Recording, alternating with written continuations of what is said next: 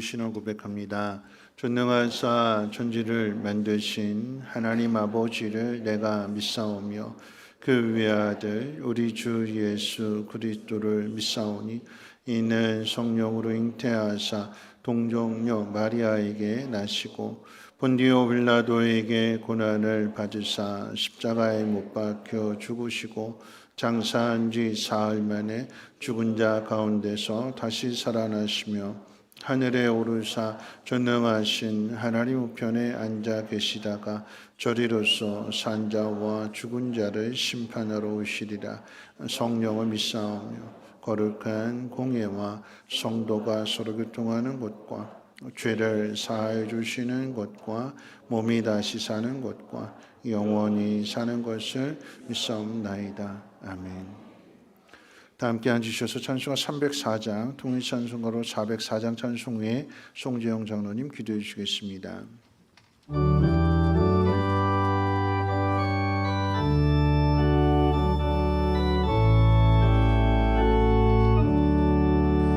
그 크신 하나님의 사랑 말로 다 형용 못하네. 저 높고 높은 별을 넘어 이 낮고 낮은 땅 위에 죄범한 영혼 구하려 그 아들 보내사 화목제로 삼으시고 죄 용서하셨네. 하나님 크신 사랑은 측량다 못하네. 영원히 변치 않는 사랑 성도여 찬양하세.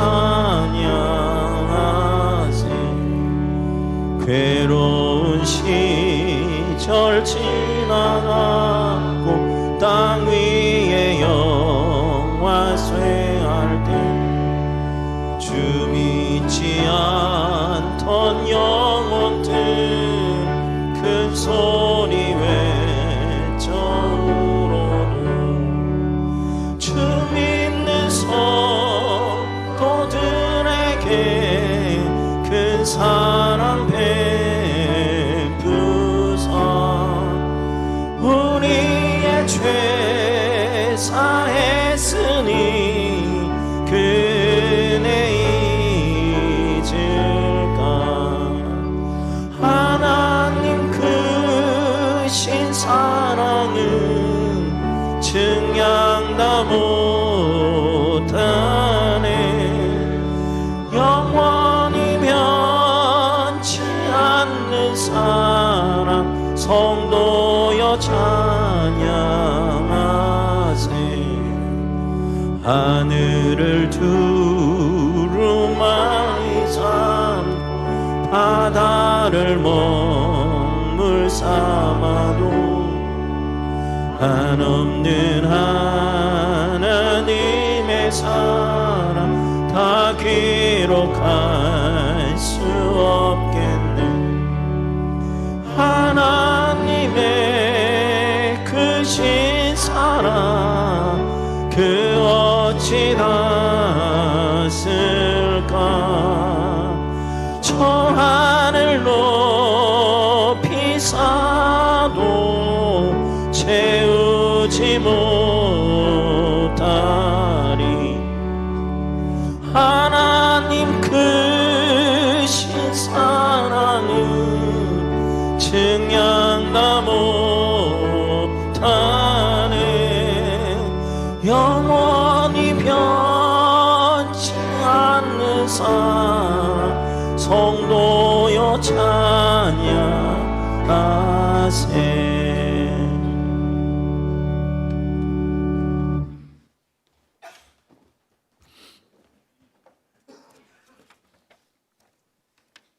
기도드립니다. 거룩하시고 영원하신 하나님, 찬양과 영광을 드립니다. 좋은 계절을 허락하여 주시고 언제나와 같이 예배 드릴 수 있으니 진심으로 감사드립니다. 더욱더 감사와 기쁨과 소망 가운데 예배하는 예배자가 되게 하여 주시옵소서. 오늘 또 연약한 모습으로 주를 의지하는 마음으로 왔사오니 불쌍히 여겨 주시옵소서. 우리 심령 가운데 있는 죄악, 우리 심령 가운데 있는 더러운 생각, 우리 말씀대로 살지 못한 모든 죄악들을 용서하여 주시옵소서. 사랑의 여호와 하나님, 성민교회를 지금까지 인도하여 주시니 감사드립니다. 죽어져가는 영혼을 살리고 선교와 구제에 하나님의 영광을 나타내는 교회가 되게 하여 주시옵소서. 지역사회를 향하여 빛과 소금의 역할을 감당하여 성도의 삶을 통하여 하나님의 영광을 나타내는 온전한 성도가 되게 하여 주시옵소서. 대신방 가운데 있습니다. 하나님의 역사가 있어 가정과 개인의 문제들이 해결되어 감사와 소망이 있게 하여 주시옵소서. 10월 교회 행사 가운데 온 성도들이 협력하여 하나님의 은혜를 경험하며 삶으로 하나님의 영광을 나타내게 하여 주시옵소서. 병원에 고통 중에 있는 성도들 치료하여 주의 은혜가 있게 하여 주시옵소서. 슬픔을 당한 성도 위로하여 주시옵소서. 우리 앞에 있는 어려움에 좌절하지 않고 하나님의 말씀으로 새로운 은혜를 체험하는 성도 되게 하여 주시옵소서. 소망 되시는 여호와 하나님, 이 나라 대한민국을 지켜 주시옵소서. 정치적으로 혼란할 때 정치가 안정되어 온 국민들이 평안할 수 있도록 인도하여 주시옵소서. 대통령과 유권자들이 하나님을 경외하며 국민을 바라보며 올바른 사명을 감당하는 유권자들 되게 하여 주시옵소서. 경제가 회복되어 국민의 삶의 질이 더욱 나아질 수 있도록 인도하여 주시옵소서. 생명계 주관자 되시는 하나님, 이 시간 사랑하는 이혜진 목사님 말씀으로 영의 양식을 공급할 때 주의 성도들 아멘으로 화답하여 새로운 은혜와 새 힘으로 성도의 삶을 살아가게 하여 주시옵소서. 찬양대의 찬양을 받으시오며 하나님의 영광이 있게 하여 주시옵소서. 예배위원으로 섬김이로 온전히 믿음으로 겸손하게 섬김이 있게 하여 주시옵소서. 오늘 한날도 하나님을 찬양하며 감사와 기쁨 소망 가운데 거하는 온 주의 성도들 되게 하여 주시옵소서. 감사하며 예수님의 이름으로 기도드립니다. 아멘.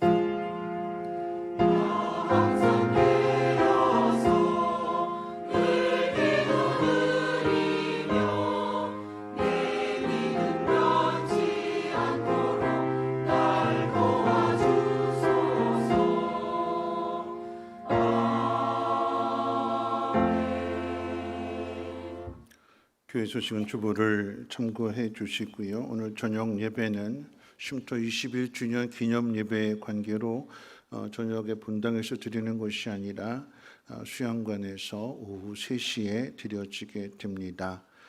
차량 운행과 관련된 광고 말씀은 3부 예배에 맞춰서 차를 타고 오신 분들은 돌아가는 기가 차량이 없고 그 모든 차량이 다 쉼터로 운행을 하기 때문에 쉼터에 가실 분들은 그 차를 이용해 주시면 되고요. 그렇지 않으신 분들은 좀 불편하시더라도 대중교통을 이용해서 가정으로 돌아가셨으면 바라겠고요. 호산나 찬양대원은 오후 1시 30분에 교회 앞에서 중형버스가 운행을 하고 또 출발하시는 성도님들은 오후 2시에 강서고등학교 맞은편 횡단보도 앞에서 대형 버스에 탑승하시면 되겠습니다. 그 외에 임대차량 탑승하신 성도님들, 차량 기사님들에게 탑승 시간 문의해서 쉼터로 오시기를 바라겠고요. 개인 차량을 이용해서도 많이들 함께 오셔서 우리 성민 쉼터를 위해서도 기도도 해주시고 또 가을이기 때문에 여러분 그 쉼터에 가시면 열매들을 보실 수 있어요. 밤도 볼 수 있고, 네. 여러 가지 열매들도 볼 수 있고 단풍도 볼 수 있고 또 밭에서 자라는 배추도 볼 수 있고 네. 자연을 통해서 힐링도 하시고 또 하나님의 은혜로 우리 쉼터가 어떻게 여기까지 오게 되었는가 보시고 많은 기도를 부탁드립니다. 재직회는 쉼터 예배 관계로 한 주 연기하도록 하겠습니다. 가을 대신방 10월 4일부터 시작했고요. 11월 11일까지 이어지게 됩니다. 가정의 회복과 또 축복을 원하시는 가정들 아직 빈자리가 있다면 신청해 주시기를 바라겠습니다. 이웃사랑 바자회가 돌아오는 토요일에 있습니다. 항상 이 11월 바자회는 10월 바자회는 우리 주변의 동사무소를 통해서 어려운 이들을 섬기는 그 일에 우리가 함께 하기 위하여서 열리는 바자회이기 때문에 더 많은 관심들을 가져주시고 성민교회를 통해서 하나님의 사랑이 흘러가는데 힘써 주시기를 부탁드립니다. 바자회 관계로 인해서 당일 오전 10시에 목장 연합 예배를 지하 본당에서 드린다는 사실 기억해 주시고요. 저는 이제 내일부터 다음 주 월요일이 되는 거죠. 16일부터 주일 지나고 다음 주 지나고 16일부터 21일까지 인도네시아 단기 선교를 다녀올 예정입니다. 시온성교회와 또 신광교회, 성민교회가 함께 연합으로 가서 이제 말씀도 전하고 또 이렇게 선교도 하게 되는데 잠깐 우리 방송실 화면 한번 보여주실까요? 그 지난번에 우리 교회 이름으로 이렇게 나를 기념하라게 한글 글자를 자수로 새겨가지고 그 성찬포 20개를 전달해 드렸는데 그 전에 보신 사진은 전달드린 사진이었는데 지지난주에 이 선교사님 사진을 보시는데 이거는 성찬식을 처음으로 했대요. 지지난주에. 그러면서 이렇게 우리가 보내드린 성찬포를 통해서 성찬식을 거행하는 그 모습을 보내주셨습니다. 한국 교회와 인도네시아 교회가 서로 하나가 되고 연합하는 모습이지요. 그런 의미에서 한번 부탁을 드려본다면 우리가 지난번에 러시아 단기 선교를 갈 때나 필리핀 단기 선교를 갈 때 현지인 교회 성도님들에게 우리 가정별로 이렇게 선물을 하나씩 준비해 오라고 그랬어요. 5개씩 뭐 커피 믹스도 준비하신 분 있고 샴푸를 준비하신 분, 한국을 나타내 주는 저는 갈 때 짜파게티랑 호떡이나 이 믹스 이런 것들을 갖다가 선물해 드렸는데 이 성도님들에게 한번 우리의 마음을 전해줄 수 있는 그런 물품을 좀 구매했으면 좋겠습니다. 전에는 많은 분들이 가셨기 때문에 한 사람당 뭐 이렇게 여러 가지를 가져갈 수 있었는데 이번에 가는 것은 신광교회와 또 시온성교회, 성민교회 이렇게 세 목사님이 가시기 때문에 가지고 갈 수 있는 키로수가 제한되어 있습니다. 30kg씩 총 90kg인데 그래서 무게가 나가고 부피가 큰 물건은 가져갈 수가 없고 부피가 좀 작고 그렇지만 좀 보다 가치가 있는 좋은 그런 것들을 구매하려고 합니다. 혹시 마음에 감동이 되시는 분들은 수요일까지 인도네시아 선교 헌금이라고 헌금해 주신다면 그 헌금을 모아서 물품을 구매해서 인도네시아 선교 갈 때에 현지 교회의 성도님들에게 나눠드리도록 하겠습니다.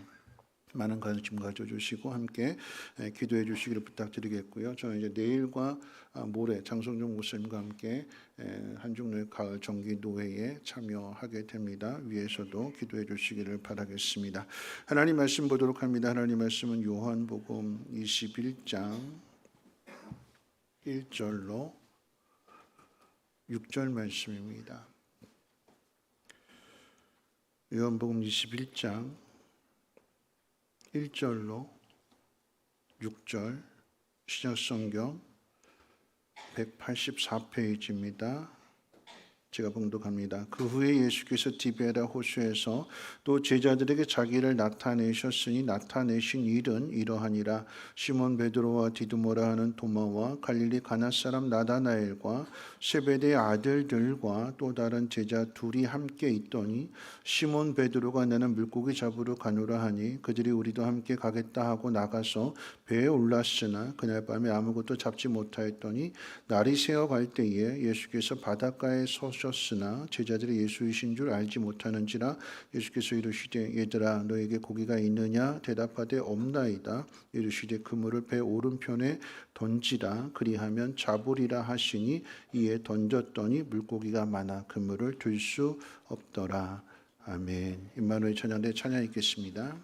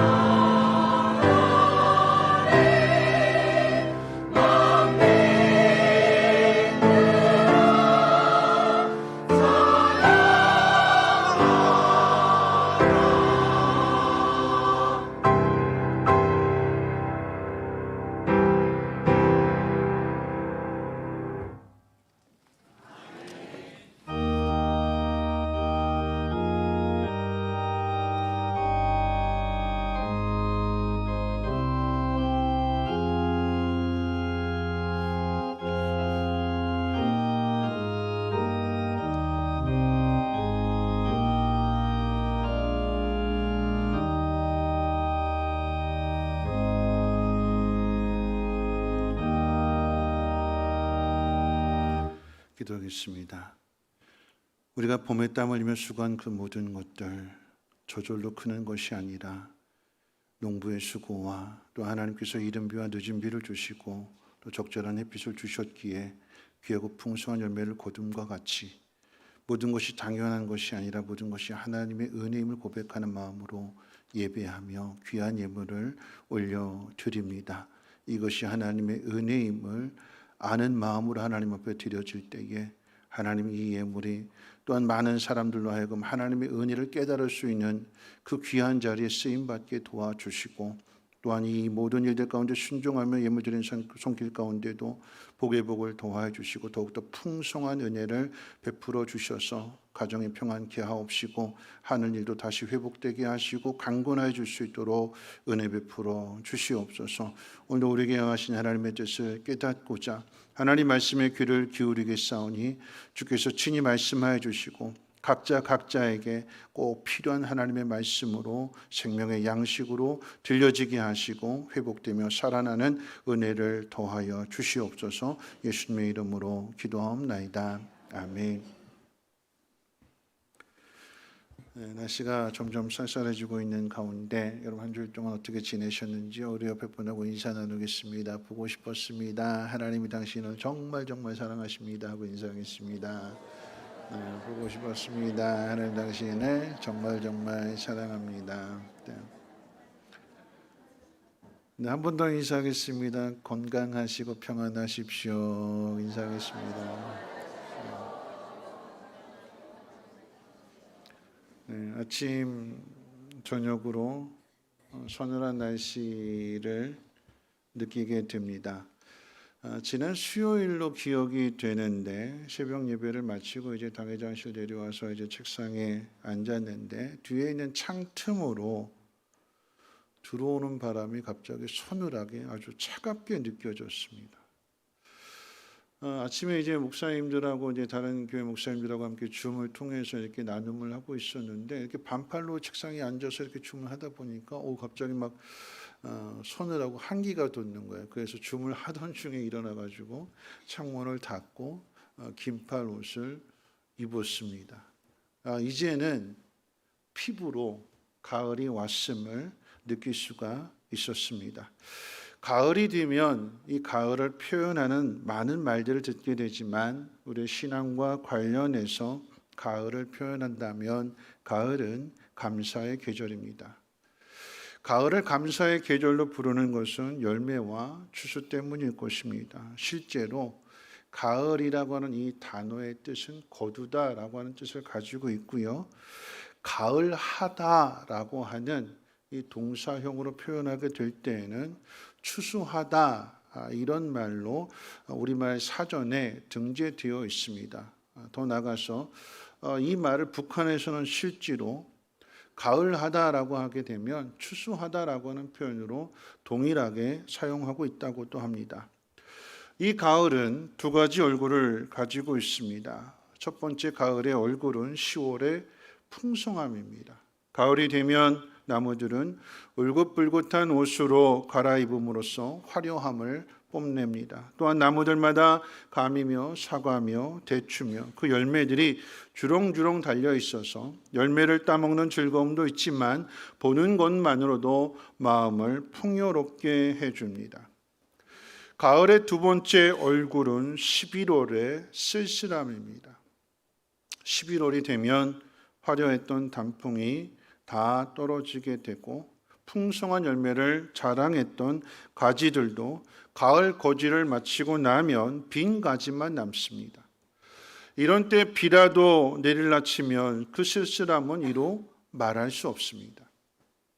이 가을에 모든 것을 다 거두고 난 다음에 찾아오게 되는 그 공허함 속에서의 쓸쓸함을 우리는 어떻게 이겨내야 할까요? 그래서 가을은 독서의 계절이라고 하는 말이 나왔는지도 모르겠습니다. 육체를 위한 양식을 거둘 수 없다면 독서를 통해서 마음의 양식을 채워서 그 마음속에 있는 그 공허함과 쓸쓸함을 이겨내라는 의미일 것입니다. 그리스도인에게 있어서 독서라 함은 하나님 말씀을 읽는 것이고 묵상하는 것이죠. 내게 주어진 환경이 내가 원하는 대로 이루어지지 않고 모든 것이 텅 비어 있고 공허하고 아무것도 거두지 못한 상황들 속에서 하나님의 말씀을 우리 마음의 양식으로 채우게 될 때에 그 말씀을 통해서 힘을 얻게 되는 것이고, 하나님 말씀은 살아있고 운동력 있고 확실하게 이루어지고 성취되는 말씀이기 때문에 그 말씀을 통해서 새로운 결실을 맞이하게 될 줄로 믿습니다. 가을에는 풍성함과 이 쓸쓸함을 동시에 가지고 있다라고 하는 것은 마치 우리의 인생을 생각나게 합니다. 전도서 7장 말씀 가운데 보면 하나님께서 우리 인생 가운데 형통과 곤고함을 병행하게 하사 장래일을 알지 못하게 하셨다고 가르쳐 주고 있습니다. 그렇습니다. 우리는 우리 앞에 일어나는 일들을 알지 못합니다. 기대를 가지고 어떤 일을 시작했으나 원하는 대로 일을 이루지 못할 때가 참 많고요. 오늘 심은 것이 내일 대박이 날지 쪽박이 날지 우리는 아무도 알지 못합니다. 그럼에도 위로가 되는 것은 어느 인생도 영원히 대박이거나 영원히 쪽박이 되지 않는다는 것입니다. 대박과 쪽박, 풍요와 쓸쓸함이 병행되는 인생 속에서 우리가 감사해야 되는 이유는 무엇인지를 베드로의 인생을 돌아보는 가을 여행이라고 하는 주제로 앞으로 5주간에 걸쳐서 함께 생각해 보려고 합니다. 베드로의 인생을 돌아보는 가을 여행이란 감사 여행이기도 합니다. 그래서 오늘은 첫째 시간으로 베드로의 실패를 통해서 배우는 감사에 대해서 살펴보겠습니다. 오늘 본문은 예수님이 부활하신 후에 제자들에게 세 번째로 나타내신 내용을 소개해 주고 있습니다. 부활하신 주님이 마가의 다락방에 숨어있던 제자들에게 첫 번째로 나타나셨고, 그런데 그 자리에 도마가 없었다고 그랬어요. 그래서 두 번째로 나타나실 때에는 그때 없었던 도마가 함께 있는 모든 제자들이 있는 그 자리에 두 번째로 나타나셨습니다. 그리고 세 번째로 나타나신 것은 유대의 예루살렘이 아닌 갈릴리의 디베라 호수, 다른 표현으로 이야기하면 넓은 의미에서 마치 바다와 같다고 해서 갈릴리 바다라고 불려지는 호수입니다.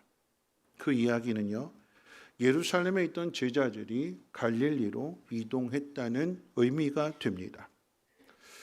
제자들이 갈릴리에 왜 갔는지에 대하여 우리는 예수님을 따르는데 실패했기 때문에, 예수님 부인하고 저주하고 그 예수님 십자가 앞에서 모두가 다 도망쳤기 때문에 실패한 모습, 낙심한 모습, 절망한 모습으로 고향으로 돌아온 것으로 생각합니다만, 마태복음 28장 7절 말씀 가운데 보면 천사가 예수님의 무덤을 찾은 여인들에게 예수님이 죽은 자 가운데서 다시 살아나셨고 너희보다 먼저 갈릴리로 가시나니 거기서 예수님을 만날 수 있다는 것을 제자들에게 전하라, 이런 사실을 통해서 갈릴리로 간 그 이유를 우리는 확인할 수 있습니다. 즉 제자들이 예수님을 떠나 갈릴리로 오게 된 것은 부활하신 예수님을 세 번째로 만나기 위함이었다는 것이고, 나아가 이 모든 일을 예수님이 계획하셨다는 사실을 우리는 확인할 수 있게 됩니다. 오늘 이 말씀을 가지고 세 가지로 살펴보게 될 텐데, 첫 번째는요, 실패한 베드로에게 찾아오시는 예수님입니다. 천사가 전해준 소식에 따라 제자들은 부활하신 예수님을 만나기 위해서 갈릴리로 갔습니다. 그런데 갈릴리 어디에서 만나야 되는지, 언제 만날 수 있는지, 언제 주님이 나타나실지에 대해서는 아무것도 알지 못했습니다. 만남의 주도권은 만나기를 원하는 제자들에게 있지 않고 찾아오시는 예수님께 있었습니다. 여러분, 실제로 예수님께서 부활하신 후에 승천하시기까지 40일 동안 이 땅에 머무셨는데 40일 동안 매일같이 제자들과 함께 하신 것이 아니었어요. 오늘 본문을 통해서도 알 수 있는 것처럼 많은 시간들이 지나게 될 때 세 번째 만나시는 것이었고 모든 사람들에게 다 보여주시는 것이 아니라 예수님을 따르는 제자들 그리고 끝까지 함께하는 120명의 성도들 이들에게 나타내 주셨어요. 만약 예수님께서 40일 동안 늘 제자들과 동고동락하셨다라고 한다면 예수님이시네, 죽었다가 살아났네, 많은 군중들이 모이게 될 거고 예수님 구경하기 위해서, 예수님 만나기 위해서. 그렇게 되면 또 어떤 일이 일어날지 모르게 되는 거죠. 예수님께서 자신의 그 부활을 모든 사람에게가 아니라 예수님 부르신 제자들에게 나타내 주시는데 오늘 그 40일 가운데 오늘 세 번째로 이 제자들에게 자신을 나타내 주십니다. 그렇기 때문에 이 제자들은 갈릴리에 가 계신다고 해서 이 갈릴리로 예수님 만나러 왔는데 언제 오실지 어디에서 만날지 알지 못하는 상황 속에서 그저 자기 고향 갈릴리 그 바닷가에서 기다리고 있는 거예요. 하루 종일 기다리고 있는 거예요. 오늘 본문 말씀 가운데 베드로가 하루 종일 기다리고 있는데 기다려도 안 오시는 거예요. 그러니까 밤이 되고 저녁 무렵이 되니까 베드로가 일어나서 나 고기 잡으러 갈래 이러는 거예요. 언제 오실지 모르니까 나 가서 고기 잡고 올래. 그랬더니 나머지 함께 있던 6명의 제자들도 나도 갈래 그래가지고 7명의 제자가 배에 오르게 되었습니다. 이들이 바다에 나가서 밤새도록 고기를 잡으려고 했지만 아무것도 잡지 못했습니다. 날이 새어갈 때에, 즉 새벽 무렵이 될 때에 그때 비로소 이제 예수님께서 바다에 서 계셨지만 제자들은 그분이 예수님이라는 사실을 알지 못했다고 그랬어요. 세 번째 나타나셨는데 제자들은 알지 못했던 것입니다. 여러분 그런데 왜 많고 많은 장소와 많고 많은 시간 중에서 하필 베드로가 물고기를 잡으러 나갔다가 아무것도 잡지 못한 그 시간, 그 장소, 그 상황에 주님이 나타나셨을까요? 왜 그 상황일까요? 왜 그 시간일까요? 왜 그 장소일까요? 여러분 그 이유는요. 밤새도록 수고했으나 아무것도 얻지 못한 그 모습이 마치 베드로의 인생과도 같았기 때문입니다. 밤새도록 수고했으나 빈 그물만 들어 올릴 뿐이었고 빈 배였고 빈 손이었습니다. 어부로서 고기를 잡는 데 실패한 이 모습은요. 예수님의 제자로 부름을 받아서 예수님을 따르는데 결정적으로 실패한 그 모습을 그대로 투영해 주고 있습니다. 수고했지만 원하는 기쁨을 얻을 수 없었던 것이고 원하는 열매를 거둘 수 없었던 것입니다. 베드로가 물고기를 잡기 위해서 최선을 다하지 않은 것이 아니었습니다. 예수님을 따르기 이전에 베드로의 직업은 어부였습니다. 물고기를 잡으러 나간 바닷가는 다름 아닌 베드로의 고향 바다입니다. 태어나고 자라는 그 과정을 통해서 평생 아침에 눈을 뜨면 보는 것이 바다였고 매일같이 열심히 그물을 던졌던 곳이었습니다. 어부라고 하는 직업을 버리고 예수님을 따르는 제자가 되었을 때도 마찬가지입니다. 베드로는요, 누구보다도 예수님을 따르는데 열심이었습니다.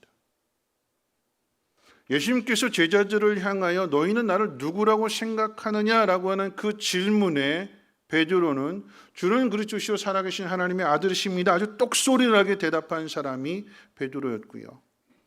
예수님과 함께 물 위를 걸어본 유일한 제자 역시도 베드로뿐이었습니다.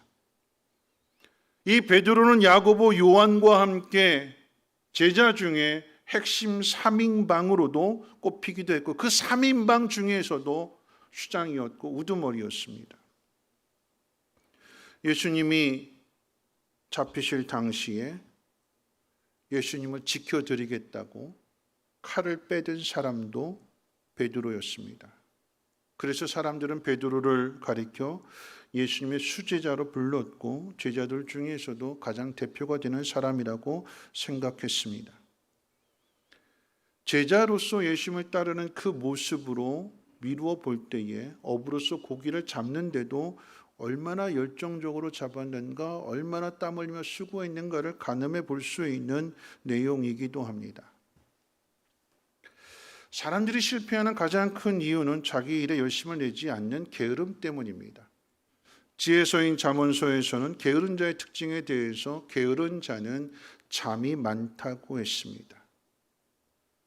선천적으로도 많을 수 있지만 후천적인 환경을 통해서도 잠이 많아질 수가 있겠지요. 그래서 잠언 6장 9절로 11절은 이렇게 이야기합니다. 말씀 한번 화면에 띄워주실까요? 제가 읽겠습니다. 게으른 자여 내가 어느 때까지 자려느냐? 내가 어느 때 잠이 깨어 일어나겠느냐? 좀 더 자자 좀 더 졸자 손을 모으고 좀 더 자자 하면 내 빈궁이 강도같이 내 곤핍이 군사같이 이르리라. 또 잠언 10장 5절 말씀에 이렇게 기록되어 있습니다. 여름에 거두는 자는 지혜로운 아들이나 추수 때 잠자는 자는 부끄러움을 끼치는 아들이니라. 여러분, 이 잠언 말씀을 읽다 보면 또 묵상하다 보면 개미와 배짱이가 생각나게 됩니다. 공부해야 할 때 공부하지 않고 일해야 할 때 일하지 않는다면 추수할 것이 아무것도 없습니다. 여러분, 그런데 베드로의 인생은요, 게으른 인생을 산 사람이 아니라 누구보다 열심히 아주 치열하게 산 그런 인생이었습니다. 그런데 실패했어요. 오늘날로 표현한다면 남들보다 더 열심히 한 걸음 다가갔고 남들보다 더 늦게까지 수고했습니다.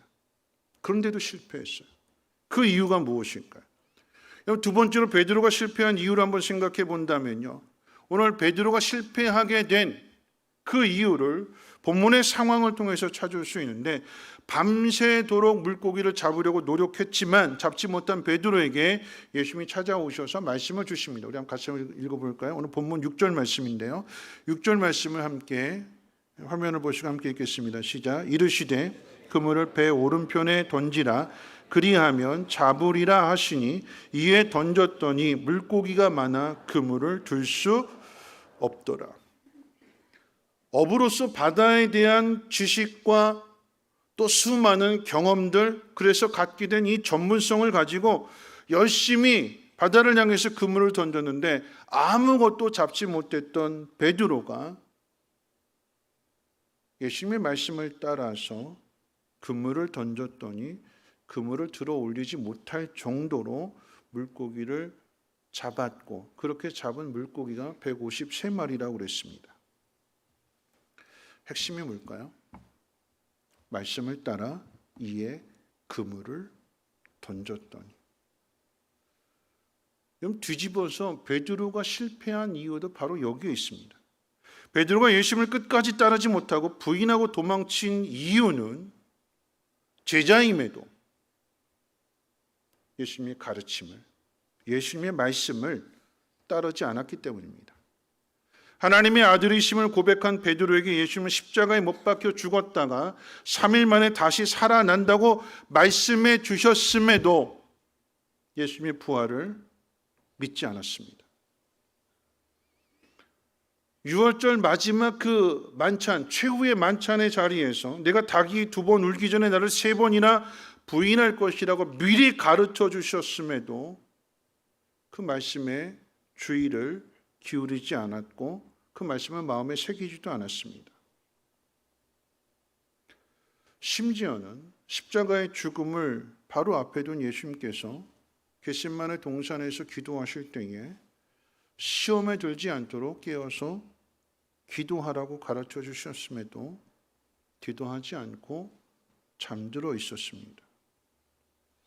몸은 누구보다도 예수님 가까이 있었고 머리로는 예수님이 하나님의 아들이심도 알고 있었는데 정작 삶의 모습은, 그리고 신앙의 목표는 예수님을 따르지 않는 것이었고 예수님 말씀을 듣지 않는 것이었습니다. 그래서 예수님이 계신 그 자리에 함께하지 못했던 것입니다. 말씀을 따르지 않고 그저 자기 열심, 자기 신념, 다른 사람은 다 주를 버릴지라도 나는 그렇지 않습니다. 다른 사람은 다 실패해도 나는 성공할 자신이 있습니다. 그리고 자기가 목표를 정하고 그 목표를 위해서 열심히 땀 흘리는 그 사람에게 마지막에 나타나는 증거는 믿음의 변절입니다. 믿음의 변절. 자기가 할 수 있다고 그랬어요. 자기는 남들과 다르다고 그랬어요. 그런데 그 죽음 앞에서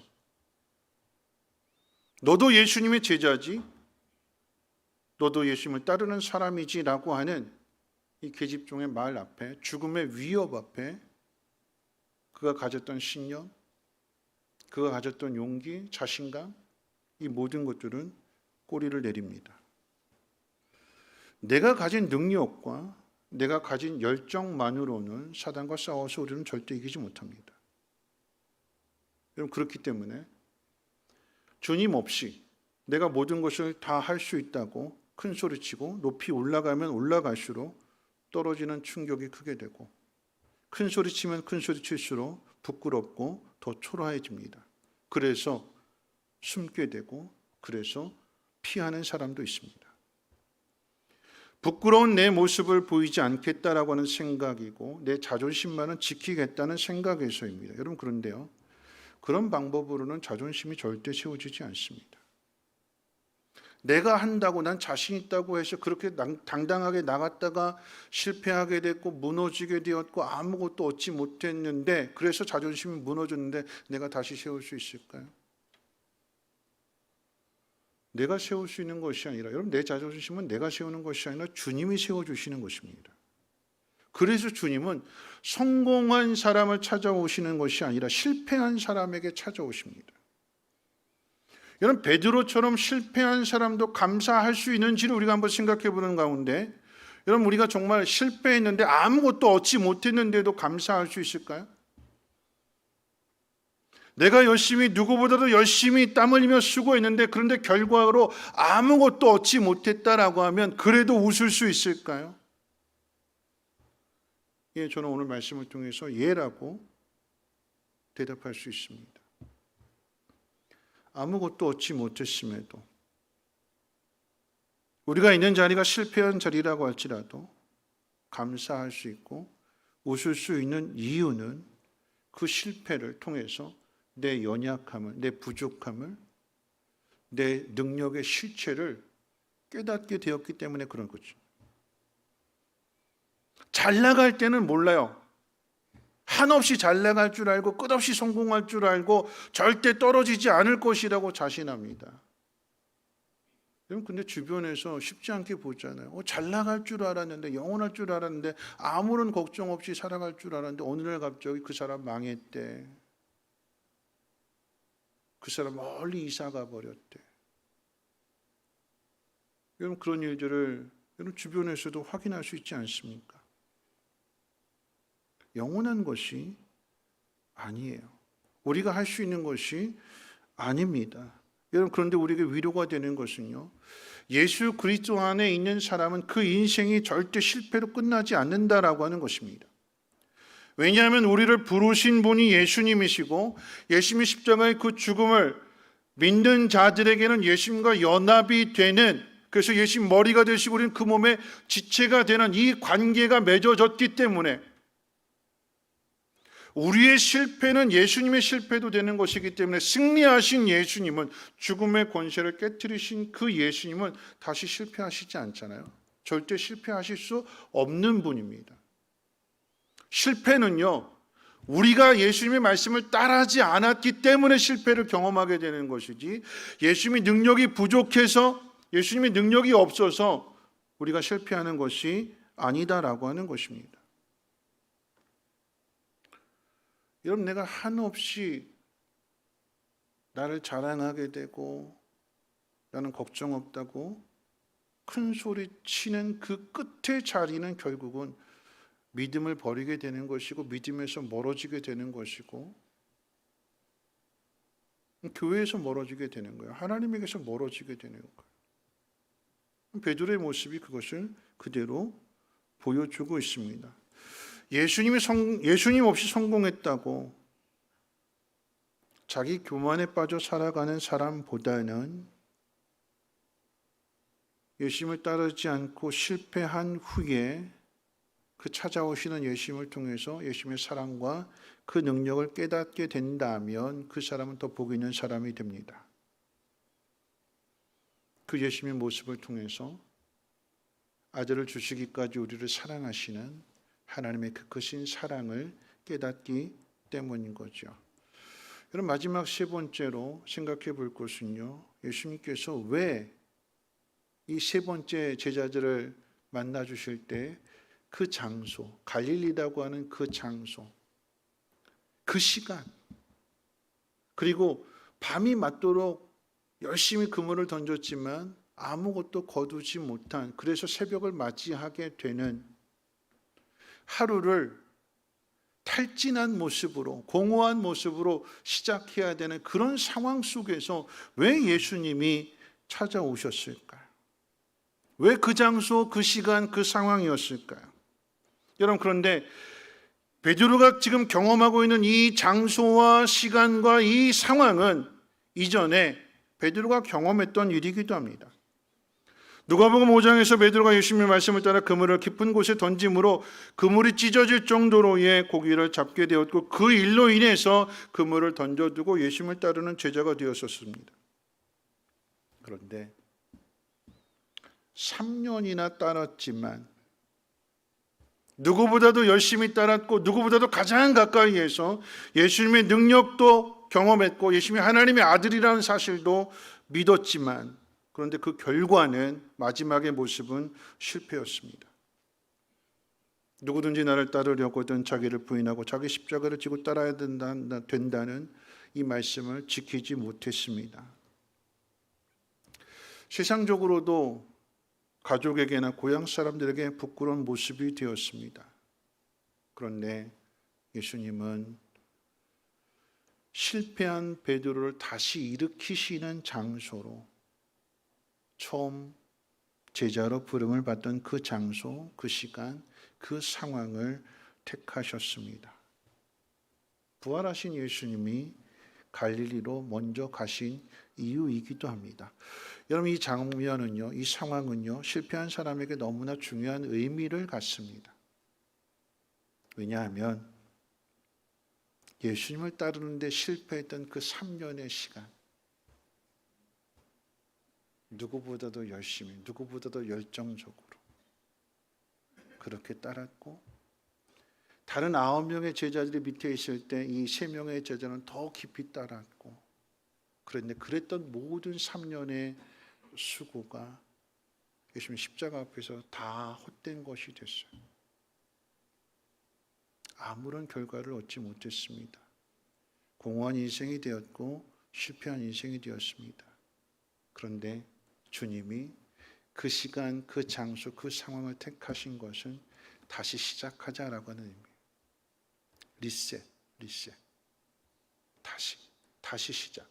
다시 시작한다라고 하는 것은 이전에 이 3년의 시간을 주님이 다 지워버리신대요.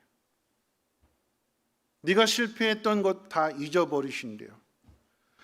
마치 아무것도 없었던 일들 것처럼, 처음 물으시는 그 모습인 것처럼 그 상황을 통해서 다시 시작하신대요. 그래서 세 번째 나타나실 때 갈릴리를 택하신 것이고, 왜 빨리 안 오시나? 언제 오시나?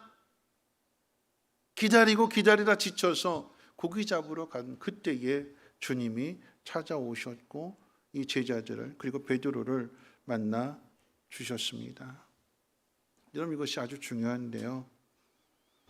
여러분, 주님은 이 베드로의 실수와 실패와 예수님 부인하고 저주한 것을 다 용서해 주셨어요.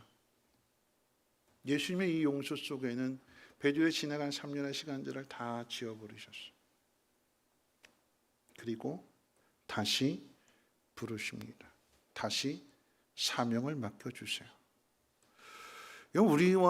우리가 하는 용서와 주님이 하시는 용서, 하나님이 하시는 용서가 다르지요. 우리가 누군가를 용서한다고 했을 때, 우리가 누군가에 다시 기회를 준다고 했을 때 우리는 꼭 이런 말들을 합니다. 이렇게 말해요. 예를 들어 자녀라고 한다면 너 지난번처럼 그랬다가는 아주 끝장날 줄 알아. 내가 이번만 봐주는 거야. 너 다음에도 틀리면 국물도 없어. 이 말들 속에는, 이 마음 속에는 용서한다고 하지만 또 실수하고 또 실패한다면 그때는 이전에 용서해줬던 거 다 끄집어내서 한꺼번에 그 죄를 묻겠다라고 하는 거죠. 그래서 용서를 했다고 했음에도 불구하고 누군가 또 넘어지고 또 실패하게 되면 사람은 꼭 이런 말이에요. 아유, 내가 그럴 줄 알았어. 사람은 안 변해. 머리 검은 짐승은 어떻게 된다고요? 거두는 게 아니야. 내가 괜한 짓 했네. 내가 헛짓했네. 내가 시간 낭비했네. 넌 어차피 안 될 거였는데 네 그릇이 그것밖에 안 되는데. 우리의 용서는 그런 용서예요. 그런데 예수님의 용서는 그런 용서가 아닙니다. 예수님의 용서는 어떤 용서일까요? 하나님의 용서는 어떤 용서일까요? 우리 말씀 한번 읽어보면서 확인해 볼까요? 히브리서 8장 2절 화면 보시면서 같이 한번 읽어보고 히브리서 8장 12절 말씀 함께 읽겠습니다. 시작. 내가 그들의 불의를 긍휼히 여기고 그들의 죄를 다시 기억하지 아니하리라. 다시 기억하지 않는다. 곱씹고 나중에 다시 또 이것을 이야기하지 않으신대요. 너 전에 그랬잖아. 너 하나도 안 변했네. 추궁하지 않으신대요.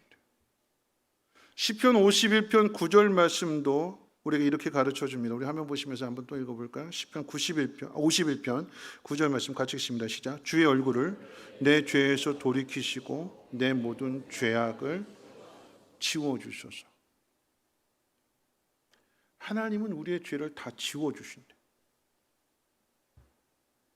마치 세상 사람들은 그가 죄를 지었을 때 그게 꼬리표를 달아두거나 전과자라고 발목에 발찌를 채워놓거나 그래서 이 사람은 우리와 다른 사람이다. 이 사람 주위에서 지켜봐야 될 사람들이다. 함부로 믿어서는 안 될 사람이다.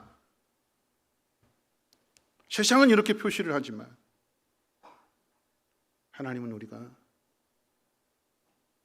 7번이고 7번씩 70번이라 할지라도 잘못하고 실수하고 실패할지라도 그 죄를 묻지 아니하시고 그 죄를 쌓아두지 아니하시고 다 지워버리시고 다시 시작하신대요.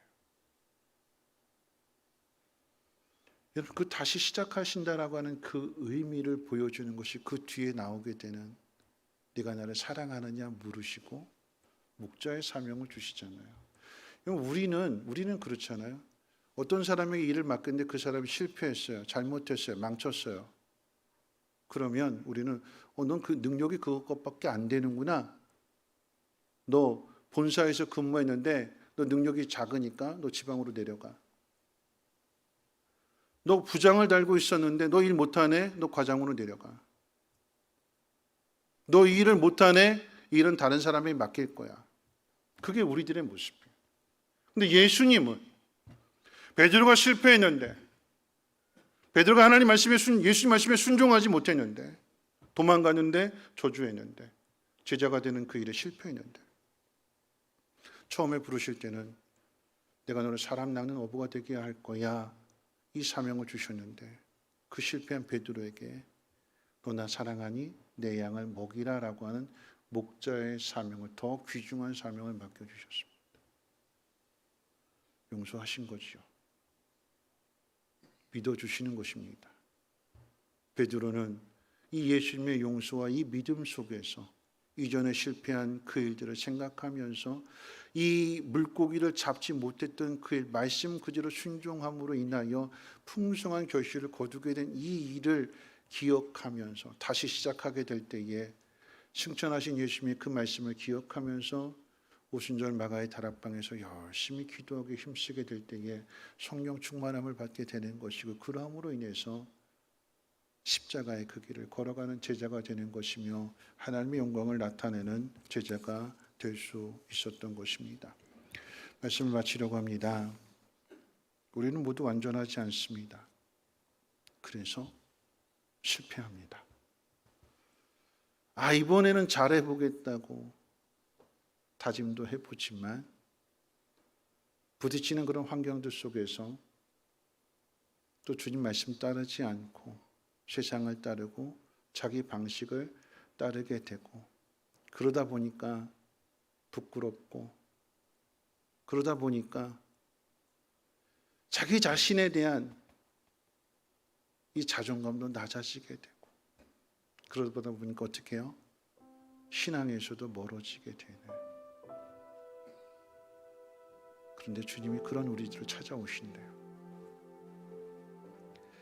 10번 넘어지고 100번 넘어졌을지라도 찾아오셔서 자, 다시 해보자 그러신대요. 그리고 그렇게 하실 때에 이전의 일들을, 이전의 실패들을 쌓아두시는 것이 아니라 다 지워버리신대요. 기억하지 않으신대요. 마치 새롭게 시작하는 모습으로 늘 그렇게 우리를 믿어주시고 우리를 도와주신대요. 이 가을을 맞이하면서 저마다 다 다를 것입니다. 어떤 사람은 풍성한 기쁨을 누릴 수 있는 사람이 있는가 하면, 어떤 사람은 열심히 수고했는데도 아무것도 거두지 못해서 쓸쓸하게 가슴 아프게 이 가을을 맞이할 수도 있을 것이고 오늘의 시간을 보낼 수도 있을 것입니다. 그럼에도 우리가 감사할 수 있는 것은 주님이 그런 우리를 찾아오셔서 다시 일으켜 세워주신대요. 다시 믿어주신대요. 그리고 더 큰 일을 맡겨주신대요. 이번에 잘하면 되는 거예요. 지나간 일들은 용서해 주신다고 하셨으니까 다 묻어버리고 새로운 길을 열어주실 때에 이제 말씀을 따라 순종하며 걸어간다면 실패를 통해서 더 귀한 것들을 얻게 될 것이고 보다 성숙한 농부가 될 것이며 그 속에 귀한 열매를 통한 기쁨을 거두게 될 것입니다. 우리에게는 주님이 계십니다. 그 주님의 은혜 속에서 다시 일어날 수 있는, 다시 회복할 수 있는 저와 여러분들 되시길 주님의 이름으로 부탁을 드립니다. 우리 함께 일어나셔서 우리 주의 은혜라 함께 찬송하고 기도하고 축도로 마치겠습니다.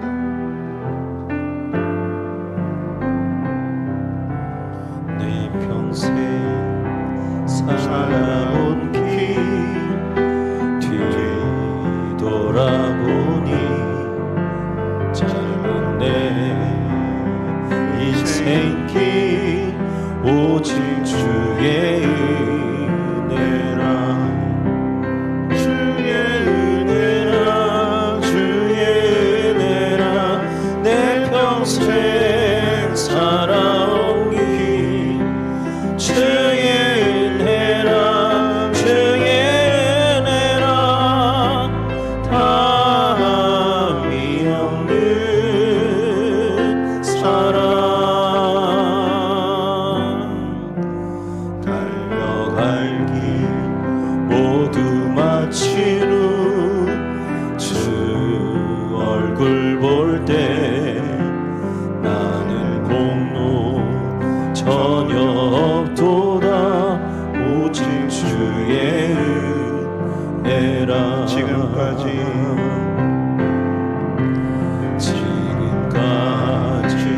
지내온 주의 크신 은혜라, 한이 없는 주의 사랑 어찌 이루 말하랴. 찬하게나 주의 손이 항상 살펴주시고 모든 일을 주 안에서 형통하게 하시네. 주의 은혜라, 주의 은혜라, 주의 은혜라. 내 평생 살아온 길 주의 은혜라, 주의 은혜라. 다함이 없는 사랑 달려갈 길 모두 마친 후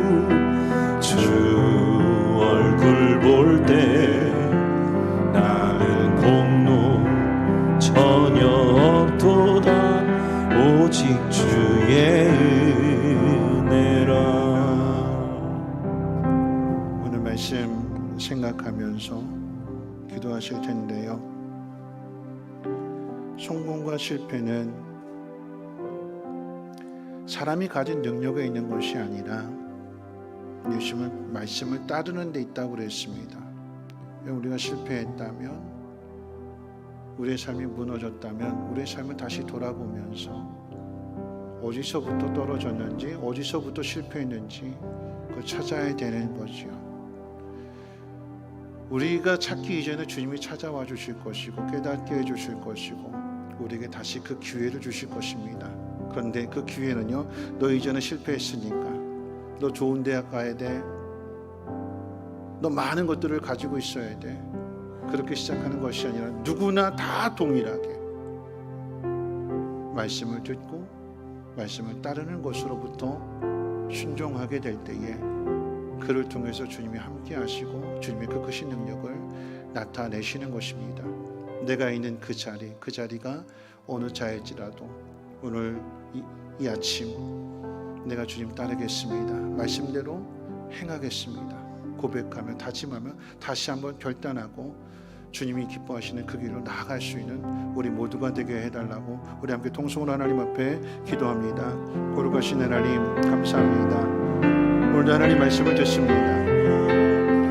비록 10월의 이 풍요로운 가을 속에 내 손에 들려진 것이 아무것도 열심히 땀 흘리며 수고하며 그물을 던졌으나 아무것도 거두지 못한 하루의 시작을 탈진과 공허함 속에 보내야 되는 그런 베드로의 그런 제자들에게 바로 그 순간에 찾아오셨고 말씀을 가르쳐 주셨고 그 말씀에 순종했더니 실패가 성공으로 바뀌었습니다. 주님, 오늘 우리에게 동일한 은혜 베풀어 주시고 그 상황 그 자리에 찾아오시는 것은 이전에 지은 모든 죄를 다시 기억하지 않으신다라고 하는 것이고 그 모든 죄를 다 지워주셨다라고 하는 의미일 것입니다. 하나님 죄에 얽매이지 아니하게 하시고 사단의 그 정죄와 그 비판에 마음 빼앗기지 않게 하옵시고 우리를 새롭게 하시는 그 주님의 은혜와 사랑을 기억하며 다시 주어진 그 기회 속에서 말씀에 순종하는 데 힘쓸 수 있도록 은혜 베풀어 주시옵소서. 새롭게 하실 것이며 강하게 하실 것이며 연약한 우리를 통해서 하나님의 능력을 나타내실 것입니다. 그 하나님과 함께 감사하며 영광 돌리게 하옵소서. 좋으신 하나님, 풍성할 때만 감사하는 것이 아니라 실패했을 때에도 넘어졌을 때에도 우리를 도우시고 함께 하시는 그 하나님으로 인하여서 감사할 수 있는 믿음이 되게 도와주시옵소서. 이전의 실수를, 이전의 아픔을, 이전의 죄악들을 다시 묻지 아니하시고 기억하지 아니하시며 깨끗하게 지워주시고 없었던 것처럼 다시 새롭게 귀한 사명 맡겨주신다고 약속해 주셨사오니 일어나게 하옵시고 이제는 말씀대로 순종하게 하옵시고 그래서 새로운 삶을 살아갈 수 있는 우리 모두가 되게 도와주시옵소서.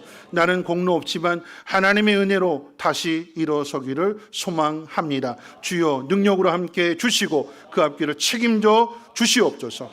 이제는 우리 주 예수 그리스도의 무한하신 은혜와 하나님의 그 크신 사랑하심과 성령님의 감화 감동 충만 보호 역사하심이 실패하는 자리에 찾아오셔서 그 죄를 다 지워주시고 용서하시고 다시 새롭게 하시는 그 하나님의 은혜로 말미암아 일어나겠다고 다짐하고 결단하는 사랑하는 주 백성들 머리머리 위에와 가정가는 모든 일과 특별히 자녀들 위해 성민교회와 쉼터와 유치원과 이 나라 민족 북한 땅 전 세계 위에 이제로부터 영원토록 항상 함께 있을지어다.